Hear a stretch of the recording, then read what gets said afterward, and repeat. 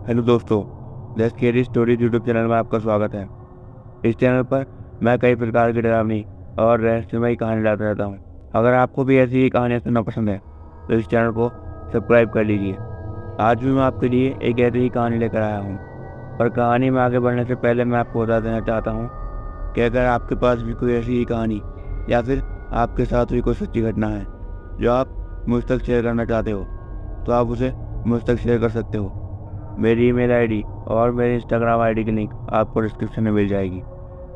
अब बढ़ते हैं आज की कहानी की ओर। ये कहानी जो मैं आपको सुनाने जा रहा हूँ ये मैंने एक वेबसाइट पर से ली है और आगे की कहानी मैं आपको बिल्कुल वैसे ही सुनाऊंगा जैसे मुझे मिली है।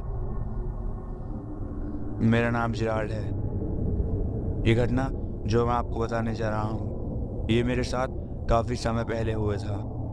उस समय मैं सिर्फ 10 साल का था।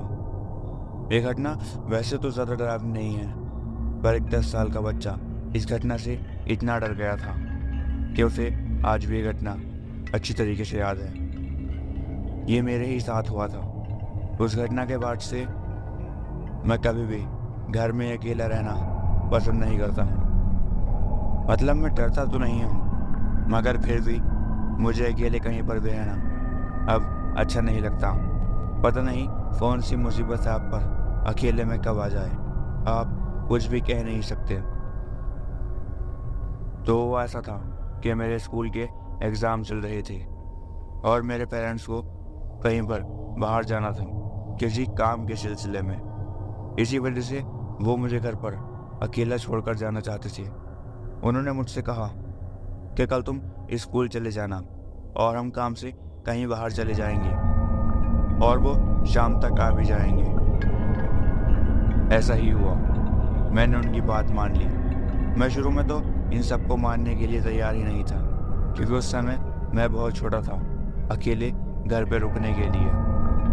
पर जो भी था मैं किसी न किसी तरह मान ही गया, क्योंकि मेरे माता पिता बता रहे थे कि उन्हें बहुत ही ज़रूरी काम है। ऐसा ही हुआ।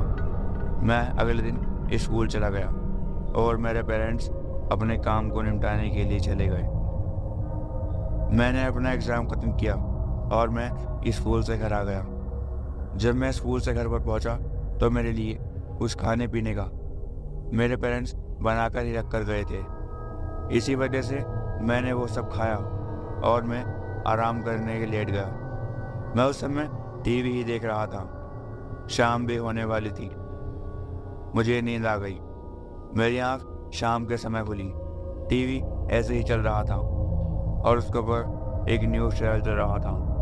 पता नहीं ये चैनल चेंज कैसे हुआ, क्योंकि मैं एक कार्टून नेटवर्क देख रहा था। क्योंकि मैं एक कार्टून का चैनल देख रहा था, मैंने देखा कि उस न्यूज़ चैनल पर एक न्यूज़ चल रही थी।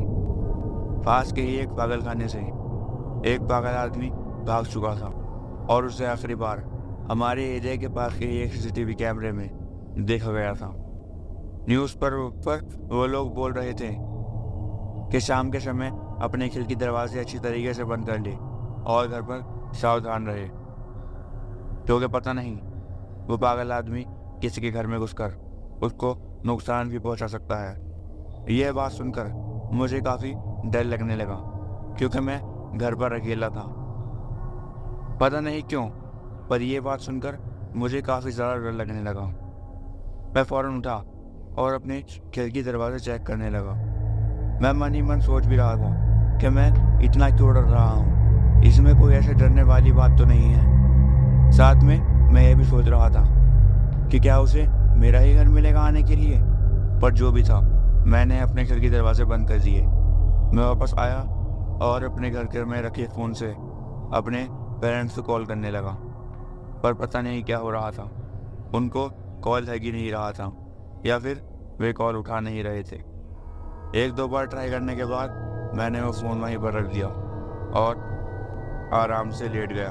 अब शाम हो चुकी थी, अब रात होने ही वाली थी कि तभी मेरा फ़ोन बजा। मैंने फ़ोन उठाया तो वो मेरे पेरेंट्स का ही फ़ोन था। उन्होंने मुझसे कहा कि उन्हें आने में देर हो जाएगी और वो अपने सारे खिड़की दरवाजे बंद कर आराम से लेट जाए। अब वो कल सुबह ही वहाँ पर आएंगे। पर उन्होंने हमारे ही शहर में रह रहे हमारे एक अंकल को मेरे पास भेजा था रात में मेरे साथ रुकने के लिए। यह सुनकर मेरी जान में थोड़ी जान आई। पर जो भी था, अब थोड़ी रात भी हो चुकी थी। मैं अपने कमरे में लेटने के लिए चला गया। मैं कमरे में लेटा ही था कि मुझे नींद आ गई। मैं पता नहीं कितनी देर से सो रहा था। रात को मेरी आंख एक अजीब सी आवाज़ के कारण खुली। आवाज़ ऐसी थी जैसे कहीं से पानी टपक रहा हो। मुझे ऐसा लग रहा था कि घर का कोई नल खुला रह गया है। पर तभी मुझे एक और आवाज़ आई। ऐसा लग रहा था कि किचन में कोई था जिसने वहाँ से गिलास गिरा दिया था। वो घटना घटते ही मुझे फौरन उसी पागल आदमी की याद आई जिसका मैं न्यूज़ सुन रहा था। वो सब सोचकर मैं इतना ज़्यादा डर गया कि मेरी बाहर जाने की भी हिम्मत नहीं हो रही थी। मैं एक पल के लिए तो बस यही सोच रहा था कि बाहर कोई भी नहीं है और ये सब मेरा वहम है। पर फिर भी मैं इतना ज़्यादा डर चुका था कि मैं अपने बेड के नीचे चिपक गया।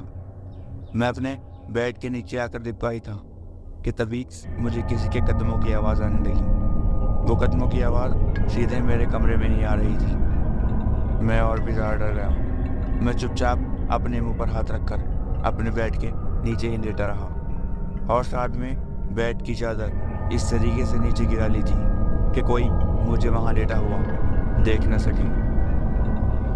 मैं वहीं लेटा लेटा सुन रहा था कि कोई मेरे कमरे में आया और इधर उधर घूमा और फिर बाहर की ओर चला गया। पर अच्छी बात यह थी कि मैं वहाँ लेटा लेटा दोबारा सो गया था और जब दोबारा मेरी आँख खुली तो अब दिन हो चुका था। मेरी खिड़की से होते हुए बाहर की रोशनी मेरे कमरे में आ रही थी। मैं जागा और अपने होश में आया। मैंने देखा कि अब शायद सुबह हो चुकी है। मैं धीरे से अपने बेड के नीचे से बाहर निकला और चेक करने लगा कहीं अभी भी कोई घर में है तो नहीं। पर वहाँ पर कोई भी नहीं था। वो आवाज़ मुझे अभी भी आ रही थी, वो पानी टपकने की आवाज़। मुझे अब भी ऐसा लग रहा था कि घर में कोई है। मैंने उठा और बाहर उठकर चेक किया पर घर में अब कोई भी नहीं था। मैंने अपने कमरे से बाहर निकलकर भी चेक किया पर मुझे वहाँ पर भी किसी के होने का एहसास नहीं हो रहा था। पर मैं इस बात पर मुझे पूरा यकीन था कल रात को मेरे घर में कोई ना कोई तो आया ही था, क्योंकि मेरे कमरे का दरवाज़ा खुला हुआ था, जो कि मुझे तरीके से याद है कि मैंने बंद किया था। मैं अपने कमरे में वापस आया और अपने बेड पर बैठ गया। तभी मुझे मेरे बेड के पास टेबल के ऊपर रखी हुई एक चिट्ठी दिखाई दी। मैंने वो चिट्ठी उठाई और उसे पढ़ने की कोशिश की। वो पढ़कर मैं और भी ज़्यादा डर गया। उसमें लिखा हुआ था कि अच्छा हुआ तुम चुपचाप अपने बेड के नीचे लेटे रहे और तुमने कोई होशियारी नहीं दिखाई, वरना आज तुम अपने अंकल की तरह भी तो जिंदा नहीं होते।